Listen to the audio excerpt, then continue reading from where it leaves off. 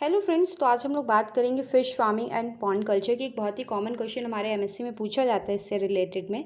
What are the different quality of culturable fishes and explain the different physiochemical factor influence the fish culture. ठीक है, ये हमारा question पूछा जाता है कि कौन कौन से कल्चरेबल फिशेस होती हैं और क्या क्या की फिजियोकेमिकल प्रॉपर्टीज़ होती है जो इसको अफेक्ट करती है। तो सबसे पहले हम लोग किसकी बात करेंगे? फिजियोकेमिकल प्रॉपर्टीज़ की हम लोग बात करेंगे। तो इसमें दो फैक्टर आते हैं, एक होता है हमारा फिजिकल फैक्टर, दूसरा होता है हमारा chemical factor.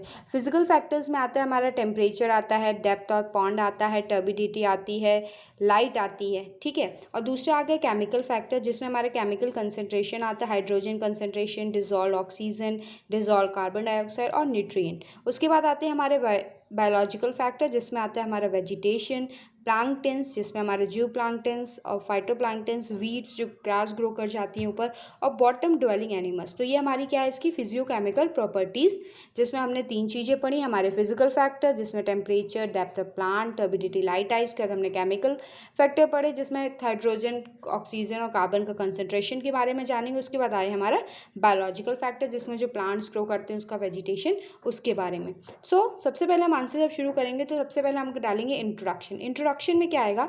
The productivity of fish pond is greatly influenced by the various physicochemical and the biological factor.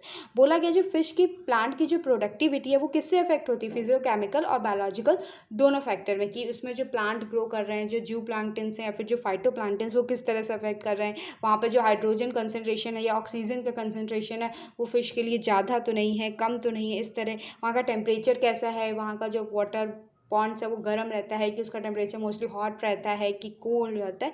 ये सारे फैक्टर हैं जो हमारे अफेक्ट करते हैं। Now we come to the next. तो सबसे पहले हम लोग फिजिकल फैक्टर्स की बात करेंगे जिसमें सबसे पहले आता है हमारा टेम्परेचर। किसकी बात करेंगे हम लोग? टेम्परेचर की।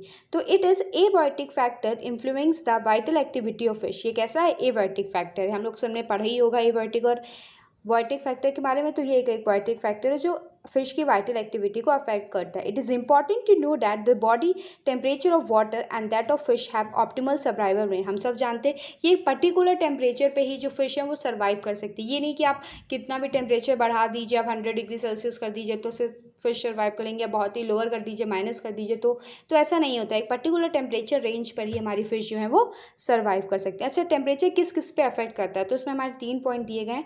ब्रीथिंग पे करता है, ग्रोथ पे करता है और उसके रिप्रोडक्शन पे करता है। ब्रीथिंग पे कैसे करता है? The dissolve oxygen content of water, जो हमारा ऑक्सीजन कंटेंट जो हमारा मिल रहा है वाटर में, reduce with the increase of temperature and it increase when the temperature fall. तो क्या ये हमारा जो टेम्परेचर, ब्रीथिंग में हमें किसकी ज़रूरत होती है? ऑक्सीजन की ज़रूरत होता है। तो ये वाइस वर्सा काम करता है। अगर टेम्परेचर बढ़ रहा है तो ऑक्सीजन का कंसंट्रेशन क्या हो जाएगा? कम हो जाएगा, रिड्यूस हो जाएगा। और ऑक्सीजन अगर फॉल हो रहा है यानी कि टेम्परेचर गिर रहा है तो जो है वो ऑक्सीजन का कंसंट्रेशन बढ़ जाएगा। तो इस तरह से हमारे ब्रीथिंग को अफेक्ट करता है। दूसरा आता है ग्रोथ को। Fishes require specific range of temperature at which they grow must naturally be. उन्हें फिशेस को क्या होता है? एक पर्टिकुलर टेम्परेचर चाहिए होता है उनको ग्रो करने के लिए। जैसे कि मैंने आपको अभी पहले बताया कि हर टेम्परेचर पर वो ग्रो नहीं कर सकती हैं। तीसरा हम लोगों ने बात की इसके रिप्रोडक्शन की। तो at optimum range of temperature is required for the gradual maturity in spawning in the most of the fish. जैसे हमने ग्रोथ की बात करी, अब ग्रोथ हो गई एक पर्टिकुलर, जब वो ग्रो कर पाएंगी तभी तो वो आगे प्रोसेस करेंगी रिप्रोडक्शन की, उसमें स्पॉनिंग होगी और फिर आगे वो बर्थ बेबी को देंगे। अगर टेम्परेचर का रेंज उनको सुटेबल नहीं है तो मे बी वो डेड कर सकती है, उस पर सर्वाइव ही नहीं करेंगे। जब सर्वाइव ही नहीं करेंगे तो रिप्रोडक्शन कहाँ से कर पाएंगे? उसके बाद फिजिकल में ही आता है हमारा डेप्थ में क्या होता है? Depth is another important influence the productivity of the ponds. In the pond depth of 2 meter allow the light penetration up to the bottom and increase productivity due to a photosynthesis. बोला गया कि depth भी हमारा एक physical factor है, वो भी affect करता है। इसमें क्या बोला गया कि अगर पॉन्ड की डेप्थ कितनी है हमारी? 2 मीटर है अगर पॉन्ड की डेप्थ, तो क्या होता है वो लाइट की पेनिट्रेशन जो है वो अंदर अलाउ करती है, जिससे क्या होता है हमारे प्रोडक्टिविटी बढ़ जाती है, अंडर फोटोसिंथेसिस हो पाता है, जो फाइटोप्लैंक्टन्स है वो ग्रो कर पाते हैं। Deeper ponds have a light less bottom resulting in accumulation of a cool water and poisonous gas reduce the productivity. अब अगर पॉन्ड बहुत गहरा है, ठीक है, तो उस पर लाइट तो पहुंच नहीं पाएगी। जब लाइट नहीं पहुंच पाएगी तो उसमें फोटोसिंथेसिस नहीं होगी। फोटोसिंथेसिस तो वहाँ का पानी भी कैसा होगा? जब लाइट नहीं पहुंचेगी तो वहाँ का पानी ठंडा होगा, वहाँ पे पॉइजनस गैसेस बनेंगी और जो वहाँ की प्रोडक्टिविटी है, प्लांट्स तो ग्रो कर नहीं पाएंगे तो वो भी लेस हो जाएगी। उसके बाद आती है टर्बिडिटी। ये क्या होती है? Turbidity of water is due to the sustain matter provided of mud. Turbidity यानी कि जो जो घुमाए उसमें क्या होता है, जैसे कि मड है, क्ले है, planktons, SSC excess of a turbidity prevent the penetration of. अब बहुत ज़्यादा मिट्टी है वहाँ पे, बहुत ज़्यादा प्लैंक्टन्स है, तो उससे भी क्या होगा कि जो ये लाइट को अंदर आने के रोकेंगे, तो ये भी हमारा क्या करता है, अफेक्ट करता है फोटोसिंथेसिस प्रोसेस को, ये रिड्यूस कर देता है। उसके बाद आता है हमारा लाइट। लाइट भी क्या है, एक फिजिकल फैक्टर है। जैसे light is a important factor for the gonads maturity of the fishes and it also control the photosynthesis of aquatic plant and fluctuation of light affect both the factor. तो हम सब जानते हैं light कितनी ज़रूरी है। अभी हमने डेप्थ में और हमारा जो टर्बिडिटी है उसमें लाइट के बारे में पढ़ा।